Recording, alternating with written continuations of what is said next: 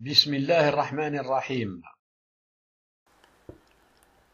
Bonjour à tous et bienvenue à ce cours d'aujourd'hui qui est le 23e cours sur l'électricité et le magnétisme, c'est-à-dire le 8e et dernier cours sur l'électromagnétisme. Nous allons voir aujourd'hui l'induction électromagnétique suivie d'un exercice corrigé. L'induction électromagnétique, التحريض الكهرومغناطيسي. Ce phénomène a été découvert simultanément en 1830 par deux physiciens, Henri Joseph, décédé en 1878, et Michael Faraday, décédé en 1867. Jusqu'à présent, nous avons considéré que les champs électriques et magnétiques étaient indépendants du temps.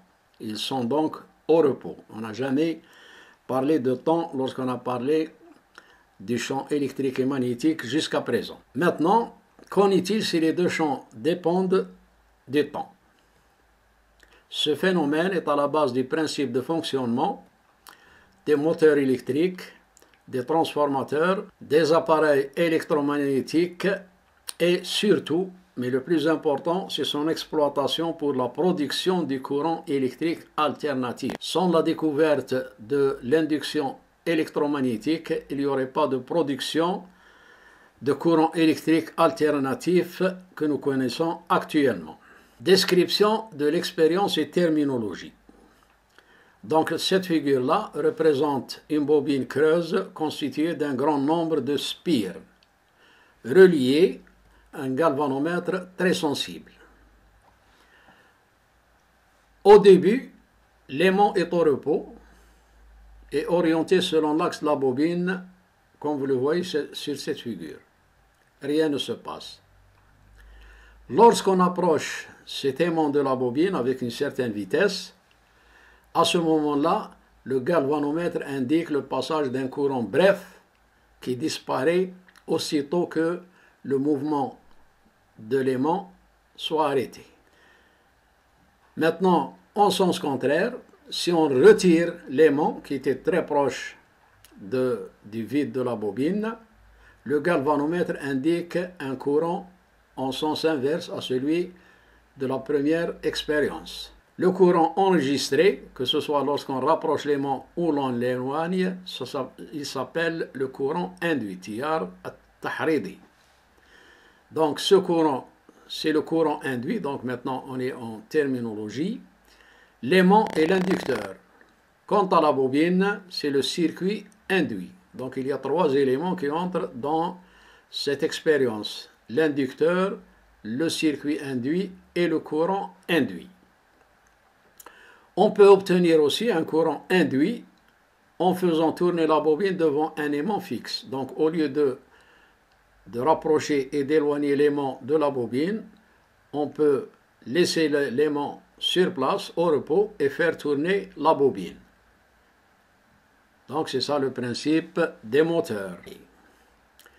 Interprétation. Comment ça se fait-il que lorsqu'on rapproche l'aimant ou on l'éloigne, il apparaît un courant induit? La cause de l'apparition de ce courant induit est la variation du flux magnétique à travers la surface de la bobine. Nous avons déjà étudié le flux magnétique. C'est un préambule pour ce cours-là. Donc lorsqu'on approche ou on éloigne l'aimant, quelle est la grandeur qui varie? C'est le flux magnétique. Donc c'est le nombre de lignes de champ à travers la surface de la bobine qui varie, soit en augmentant, soit en diminuant. Le courant induit ne dure que le temps de la variation du flux. Donc tant que l'aimant est en mouvement, il y a variation du flux, donc il y a un courant qui passe. Si la variation du flux s'annule, le courant s'annule. L'apparition de ce courant induit prouve la présence d'une force électromotrice. Il n'y a pas de courant sans force électromotrice. Donc, au cours de l'expérience, il apparaît une force électromotrice dont le siège est la bobine. Cette force électromagnétique, de quoi dépend-elle? Elle dépend de la vitesse de variation du flux magnétique, la vitesse avec laquelle on rapproche ou on éloigne l'aimant, c'est-à-dire la vitesse de variation du flux magnétique. Donc, on peut d'ores et déjà traduire cette phrase par cette expression mathématique, c'est-à-dire la dérivée du flux par rapport au temps. Énoncé de la loi de Faraday-Henry. Que dit cette loi? Dans tout circuit fermé baignant dans un champ magnétique, c'est le cas de la bobine, il se crée une force électromotrice d'induction égale à la dérivée du flux magnétique à travers le circuit, par rapport au temps bien sûr, c'est-à-dire égale à la vitesse de variation du flux, avec changement de signe, mathématiquement, voilà la force électromotrice d'induction, c'est égal à moins dφ sur dt qu'on lit la dérivée de phi par rapport au temps. Comment déterminer le sens du courant induit? La réponse à cette question a été trouvée par Henri Frédéric Lenz, qui est décédé en 1885. Cette loi porte son nom. Le sens du courant induit est tel qu'il s'oppose par ses effets à la cause qui lui a donné naissance.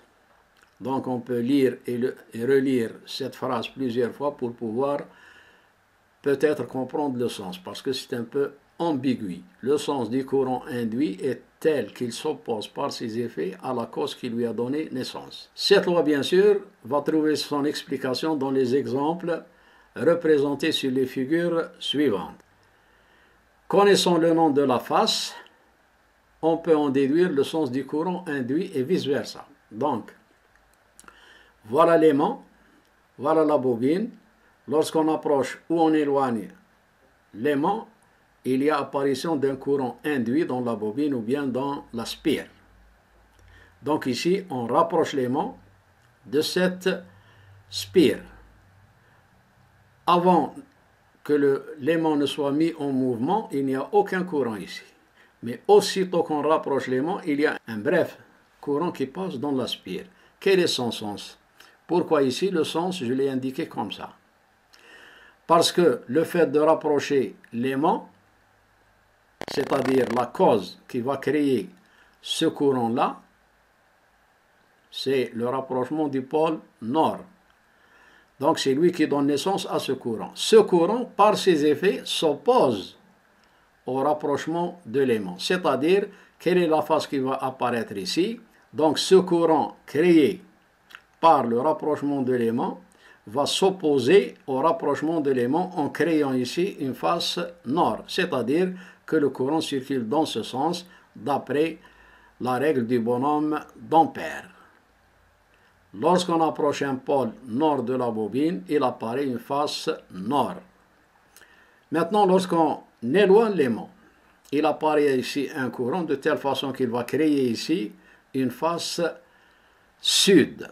Parce qu'on veut éloigner l'aimant, il apparaît ici une face sud de telle façon qu'il y a attraction entre le pôle nord et la face sud. Lorsqu'on éloigne un pôle nord de la bobine, il apparaît une face sud. Maintenant, lorsqu'on approche un pôle sud de la bobine, il va apparaître ici une face sud. Face sud et pôle sud se repoussent. Donc ce courant-là s'oppose par ses effets à la cause qui lui a donné naissance. Quatrième cas, lorsqu'on éloigne le pôle sud d'un aimant de cette spire. Lorsqu'on l'éloigne, il va apparaître un courant induit, très bref, de telle façon qu'il s'oppose par ses effets à la cause qui lui a donné naissance. Donc, lorsqu'on éloigne un pôle sud de la bobine, ou de la spire, il apparaît une face nord, de telle façon qu'il y ait attraction. Donc, arrêtez la vidéo, regardez bien ces exemples, comprenez bien cette loi pour pouvoir l'appliquer plus tard. Exercice. Une bobine plate constituée de 500 spires circulaires de rayon 10 cm. Son axe est initialement parallèle au vecteur B d'un champ magnétique uniforme d'intensité 0,2 Tesla. En l'espace de 0,5 secondes, son axe devient perpendiculaire à B. Quelle est la force électromotrice d'induction moyenne qui se crée? Quel est le sens du courant induit? Voilà la position initiale Et voilà la position finale, de telle façon que B devient perpendiculaire à l'axe de la bobine. Ici, B est parallèle à l'axe de la bobine, sachant que B est uniforme, c'est-à-dire qu'il est constant en tout point de cet espace-là. هذا هو النص باللغة العربية. Le corrigé, dans sa position initiale, N et B sont collinéaires. C'est ce qu'on nous dit dans l'énoncé. Dans cette position, le flux est positif, puisqu'on sait que le flux, c'est égal à cette expression mathématique, c'est-à-dire NBS. Cosinus 0, c'est égal à 1, puisque le cosinus entre B et N, c'est égal à 0. Donc le cosinus 0, c'est égal à 1, c'est pour ça qu'il n'y a pas ici le cosinus. Directement l'application numérique, ça me donne phi 0 égale 3,14 Weber. Attention aux unités. En position intermédiaire, c'est-à-dire avant que B ne soit perpendiculaire à N. Par exemple comme ça. Où l'angle entre B et N est θ. Dans ce cas, c'est la formule générale du flux. Phi pour θ, c'est égal à NB, NS, produit scalaire, c'est-à-dire NBS cosinus θ. Donc, quel que soit l'angle θ, il suffit d'avoir la valeur de θ pour pouvoir calculer le flux en position intermédiaire. Passons à la position finale, c'est-à-dire lorsque B est perpendiculaire à N. Dans ce cas, phi 1 c'est égal à 0 parce que cosinus 90 degrés c'est 0 et tout ça c'est égal à 0. La variation du flux est donc entre la première position et la deuxième. On fait la différence finale moins initiale. Delta phi c'est égal à phi 1 moins phi 0, c'est-à-dire moins 3,14 Weber. On arrive à la dernière question. La force électromotrice d'induction moyenne durant delta t égale 0,5 secondes. Nous connaissons la formule générale, E égale moins dφ sur dt. Or ici, phi n'est pas exprimé en fonction du temps pour pouvoir dériver la fonction.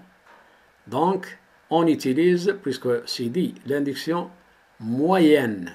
Pour passer de l'instantané à la valeur moyenne, il suffit de faire la variation du flux par rapport au temps. Ça, c'est la valeur de la force électromotrice d'induction instantanée. Seulement, on n'a pas phi en fonction de t, mais tout ce qu'on a, on a la variation.